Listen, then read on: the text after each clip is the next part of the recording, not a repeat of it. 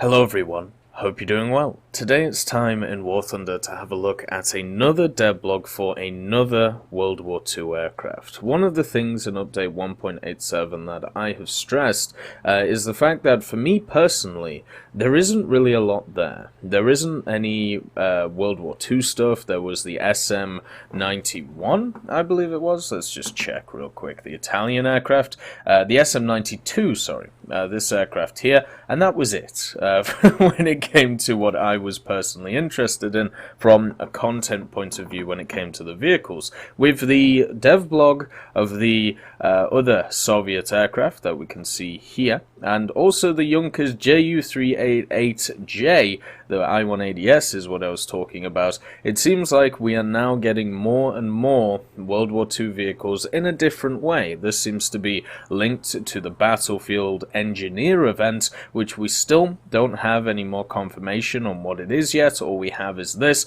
but once again, with the confirmation of the Junkers Ju-388J, which is a hard thing to say, it seems like the ideas that these blueprints are connected to the vehicles on offer is true. So we've got the I keep forgetting its name. Oh my god, I'm very sorry about this. The I-180, which is on the top here. We have the Ju-288, which is sat here. And then, of course, we have the two ships. We have the AA machine with the 88 on it, which will be used as a tank destroyer. And also what seems to be the Macarver, which I still can't believe one of these things is a Macarver. It just seems a little bit odd. But anyway, the Ju-388 is coming to the game in this form, and they've picked the J version. The 388 I definitely see as a multi-platform aircraft. When it comes to its history, I'm actually going to do a separate video, which I was going to do today, but I'll do it later on now, that is looking into the history of the aircraft and all of its design prototypes and what the Germans wanted from it. They wanted a multi-purpose aircraft in general, which could have different forms which could be used for different things, whether it be medium altitude attacker, high altitude attacker, night fighter, even some reconnaissance, which was one of the main versions which was actually built of this thing, was the recon stuff. So they've picked the Ju-388J for War Thunder because of its capabilities at annihilating other aircraft. And the question is this going to be good at what it does, or is it going to struggle? And the reason for this is because a lot of high altitude defenders, we'll call them, such as defensive fighters, which is what this is set up as. This is set up as a machine which is designed to counter enemy bombers coming in. We've seen a lot of them in the past be pretty good. You know, the Hornet is still a very good aircraft at what it does. The Me-410B6R3 was a monster back in the day. Then you have stuff such as the F-7F, which was also a monster back in the day and still is very good right now.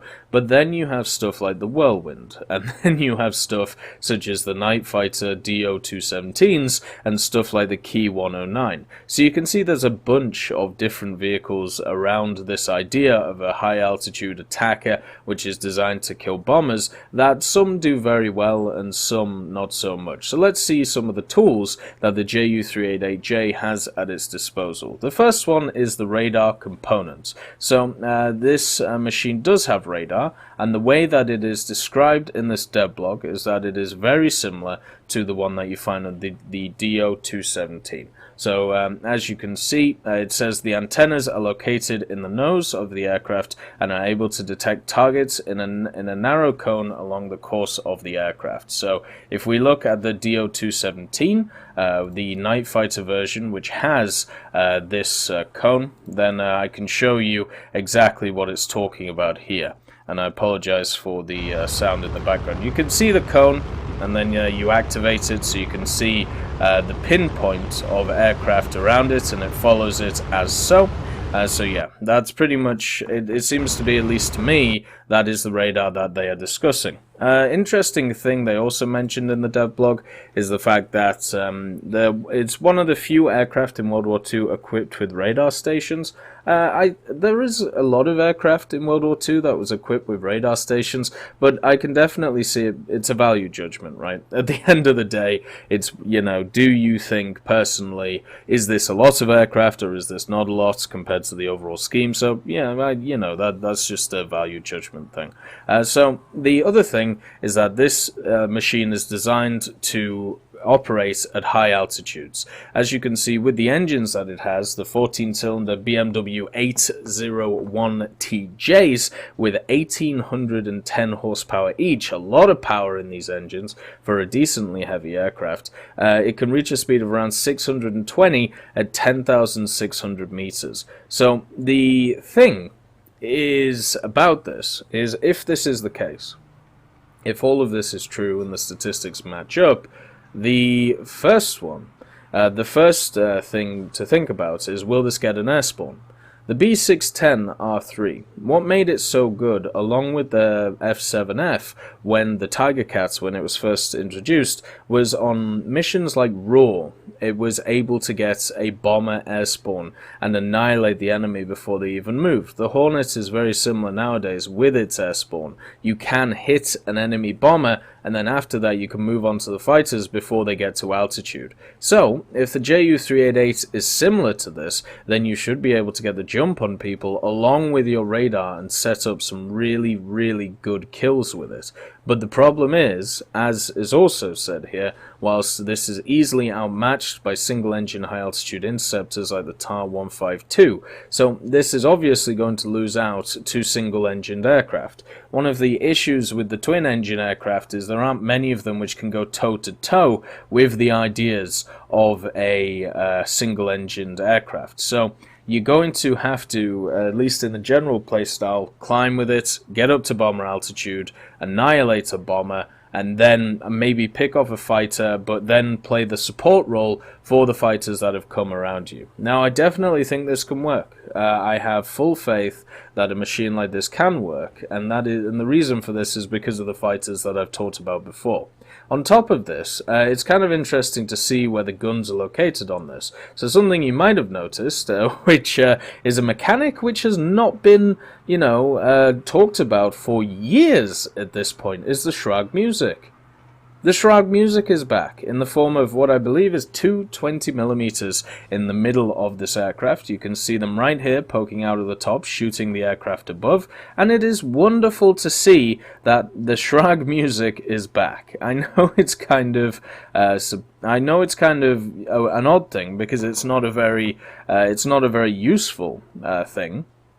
Not many aircraft in games, such as the Japanese aircraft which have it, have been able to use them to great effect, but it's still nice to see that it's being represented in a historical way. So it's two 20mm that are sat here. The main offensive armament, which actually is held below the fuselage, you can see it sat here, is two Mk108s, so 30mm, and two 20mm MG151s. So whatever this thing touches, it's going to annihilate. It's as simple as that. It's going to have a lot of power behind it, and it's going to just take out whatever it can. The 30s and the 20s for the Germans right now are definitely some of the best cannons in game, especially when it comes to annihilating other aircraft, so the firepower isn't the issue.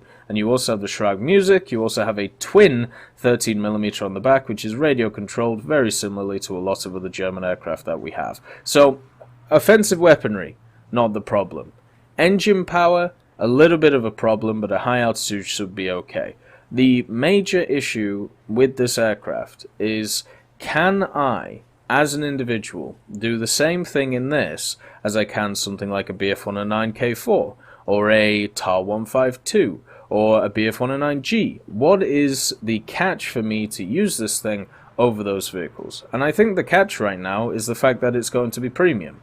And this also follows the idea that with the Battlefield Engineer stuff, that we know that this machine is going to be a premium, we know that this is going to be a premium, so we can lead ourselves to believe, since one is purple and one is blue, that all of these things are going to be premium, which sounds absolutely wonderful to me. And you can see right here that The turret is equipped with two 30mm machine guns and possesses excellent firing angles on the aircraft's rear hemisphere, and the premium status of the vehicle will allow its pilots to expect increased earnings in battles and faster research for other German aircraft. So this is a high-tier premium vehicle. That is the catch for it. There will be better vehicles out there in the standard tech tree to use for the jobs that this will be used for. Also, this cannot carry bombs or rockets, so it is a dedicated fighter or heavy fighter for the Germans. So you won't be really taking it into ground battles or anything like that and being able to annihilate anything.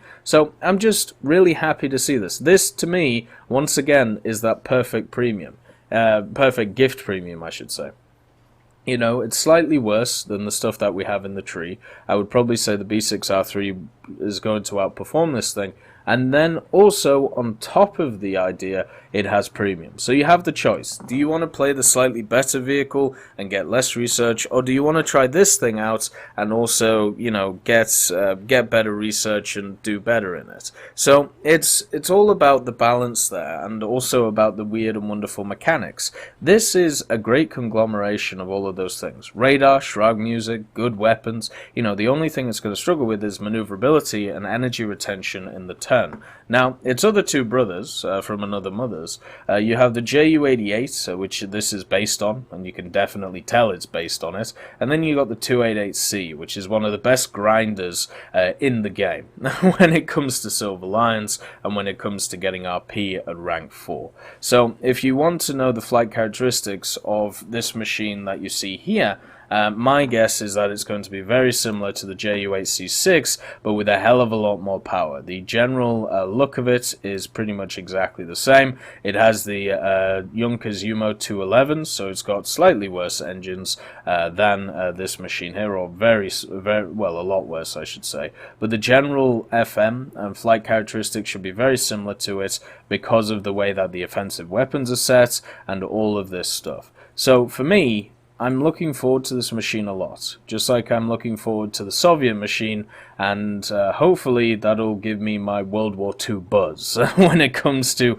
whatever this event is. As I said, I'll go into the history of it later on today. I hope you all have a wonderful day, and I'll see you next time. I'd like to thank B. Young, Blackie, Dyslexic Child, Moxie, Olo Brolo, Martinez, and Super Cacti for supporting me on Patreon.